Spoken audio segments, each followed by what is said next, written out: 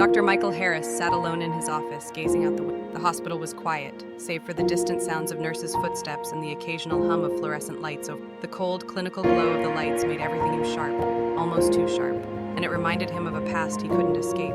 He had been a renowned surgeon for years, saving lives in the most dramatic of ways. But there was one patient, one life he had failed to save, Clara Williams. He remembered her face like it was just yesterday. Clara had been brought into the ER after a terrible car accident, her body broken, her breath shallow. Despite all his efforts, despite everything he had done, she died in his arms. The guilt of that failure never left him. He could save everyone else, but not him. Her last words echoed, "Take care of me. Promise me you'll take care of me." She had been pleading with the desperation of someone Michael had promised. He had promised he would care for Nathan, her young son, but he hadn't been able to keep that promise. He had been so focused on his own guilt, his own inability to save her, that he had failed the boy she had trusted, and Nathan had been left to carry the burden of life. Years passed, but the guilt never took. He threw himself into his work, saving countless other lives, but Clara's death always lingered in his thoughts, like a shadow he couldn't die. And now, after all these, Nathan Williams was back. Nathan was no longer the child Michael remembered, the innocent boy with wide eyes, waiting for his mother to wake up. Now he was a man, and Michael wasn't sure he was ready to face it. He wasn't sure he was ready to confront the failure that haunted him. Nathan Williams sat in the same waiting room his mother had once sat, full of hope and unaware of the heartbreak. Now, this hospice sterile room felt like a prison to him. The white walls, the beacon, it all reminded him of the worst. His hands gripped a worn photograph of the edges were frayed, the photo faded, but her face was still clear in his memory. Her smile, the warmth in her eyes, they were the only things he had left. And yet, as much as he tried to hold on to those memories, anger festered. Anger at the man who couldn't save her, Dr. Michael. Nathan had spent years resenting the doctor, the man who had failed him, the man who had broken a promise to his mother. But now, sitting in this very hospital, Nathan was forced to face him. He wasn't sure he was ready. He wasn't sure he ever would. The door opened, and Michael Harris entered. Their eyes met, and time seemed to freeze for a moment. Michael's face showed shock, guilt, and perhaps even a bit of... Nathan could see the recognition in his eyes, the pain Michael must have felt when he saw the boy he failed. Now a man filled with bitterness and question. "Nathan," Michael said softly, his voice screamed. Nathan didn't respond, right? His fists clenched, his jaw tight with suppressed words. "Good to see me," he finally spat. "You couldn't even save my mom. What makes you think you can fix anything now?" Michael winced. They stung more than he expected. He had failed Nathan. Now, Nathan's anger reminded his own. "I tried. I gave everything I had to say. Sometimes it's just not enough." Nathan's eyes hardened. It wasn't. It was nothing. Michael stood there, feeling the weight of Nathan's anger and sorrow pressed at. He had no defense. He couldn't change the past. He couldn't undo the damage, but he could try to make things right now. His voice thick. Nathan stared at him for a brief second. Michael saw something that hadn't, but it was fleeting. It made him move. Dr. Michael Harris sat hunched over his desk, the soft glow of his computer screen casting shadows across his face. His hands hovered over the keyboard, fingers were poised but still. He had spent hours looking at Nathan's metaphor, re-examining everything with the focus of a man determined to make up for past mistakes. Every fracture, every wound, every scar, it all told a story, but something didn't sit right. Michael had been a surgeon for over 2 decades, but there were still things that caught his eye. Nathan's body was healing, yes. His broken ribs and bruised arm showed the expected progress. But when Michael examined the x-rays more closely, he couldn't ignore the lingering feeling that something else was wrong, something deeper. There were reports of old injuries that had never been properly addressed.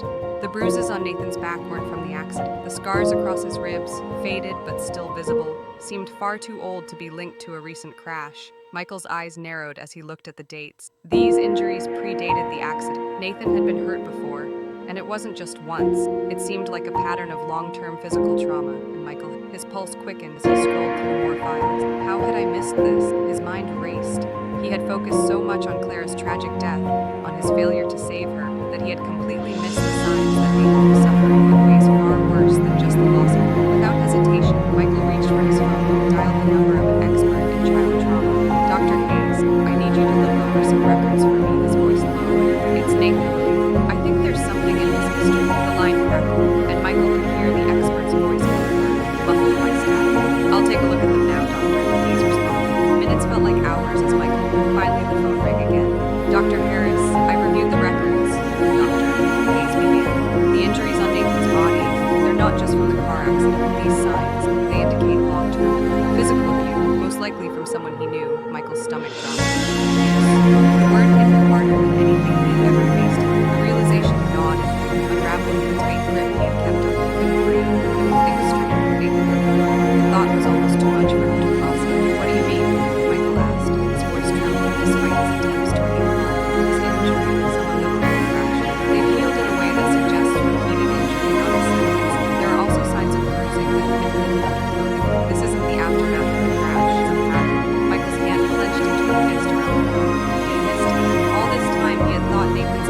as cold as his pain were the result of his mother's death.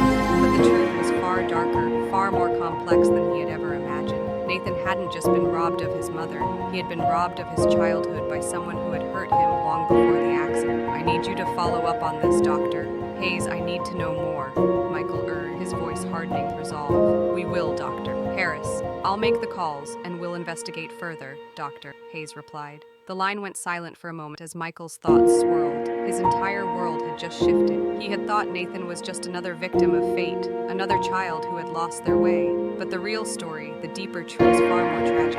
Nathan hadn't just been abandoned by the world, he had been failed by it in ways Michael couldn't even begin to comprehend. He sat back in his chair, the weight of the truth sinking. Nathan had been hurting for him, and he, Michael, the man who prided himself on saving lives, had been blind to it all. Michael stood outside Nathan's hospital room, his heart pounding in his chest. He had spent the past few days gathering his thoughts, preparing for them. He had discovered the truth, the abuse that Nathan had suffered long before the accident, and now he had to face the young man he had failed. His mind raced with the question, how would Nathan react? Would he even want to hear the truth? Would he resent Michael even more for uncovering? But no matter how difficult the conversation, Michael knew Nathan deserved to know that someone was finally, not as a victim, but as a person who had been betrayed, who had suffered. Taking a deep breath, Michael pushed the door open. The room was dimly lit, curtains pulled shut to block the afternoon sun.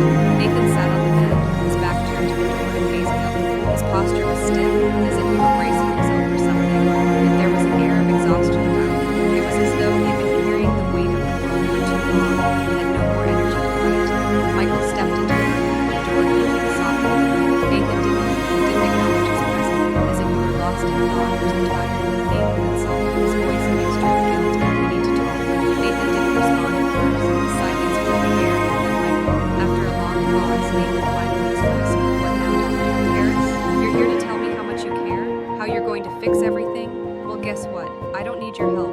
Not anymore." Michael flinched at the sharpness. It wasn't anger. It was something more resigned. "He's given up, Michael. I did this. I let him believe. I know you don't." Stepping, "But I'm not here. I'm here to make sure you're not alone. I should have done that a long time. I should have seen what was happening, and I didn't." Nathan turned to look at his face, a mask of anger, hurt, confusion, but also something Michael hadn't. Vulnerable. "You should have seen it?" Nathan, his voice, but the bitterness. "You should have seen it. Supposed to see. You couldn't even do it, and now you're talking about." Michael's chest. Nathan's anger. He had failed both of them. Clara, who had trusted her life, and Nathan, the child she had asked to protect. How could I have been blind? I failed her. I couldn't save her, and I heard that every I'm not going to fail. Nathan's eyes flashed with something that Michael couldn't. It wasn't anger, it was something tied to hunger. He stared at Michael, his jaw clenched tight. "You don't get it," he asked, his voice not with anger, but with raw. "It's not just about me, it's about what happened, the things I've been through. I was just a kid, and now he was to fix it." Michael was silent for a moment. He had no defense, no words that could erase them, no words that could undo his silence. He had failed to see the sign, failed to step in. "I can't fix what's been done to you, but I can help you, but this isn't about fixing what's broken. It's about me showing up every day and making I'll help you're not alone." Nathan stared at him for a long time, the air between them thick. For the first time, Michael saw the flicker of uncertainty in his eyes. A crack in the wall he had built. It was small, it was there. "Maybe I can try to trust you, but you have to show me you're not just. You have to show me that you're actually." Michael was gentle. "You just need to know for as long as." Nathan looked at him, his expression softening. The anger was still there, but now there was something else, something more fragile, more hope. Nathan slowly stood up from the bed, his movements stiff, but not as defensive as before. "I don't know what happens next," Nathan said, looking at Michael, "but I'm willing to try. For the first time in a long time, I'm willing to try." Michael watched him carefully, his heart full of both sadness. Nathan wasn't the same person who had walked into the hospital. He was still broken, still carrying the weight of his past, but now he was willing to move forward. "I'll be here," Michael said firmly, "and I'm not going anywhere. Not now.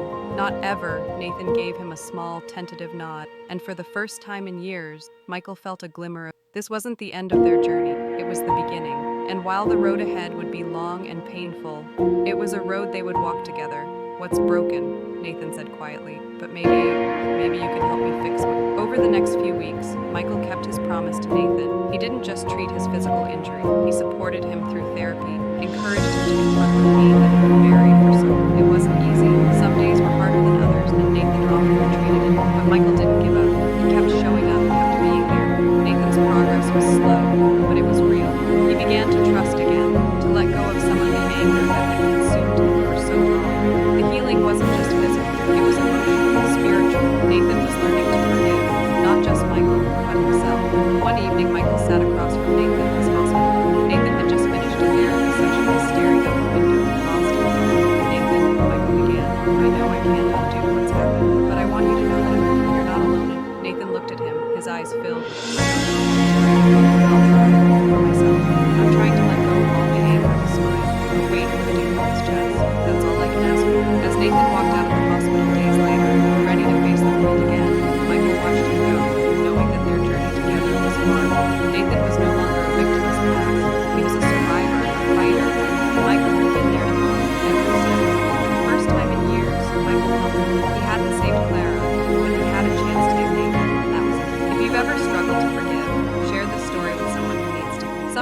hardest person to forgive is ourselves.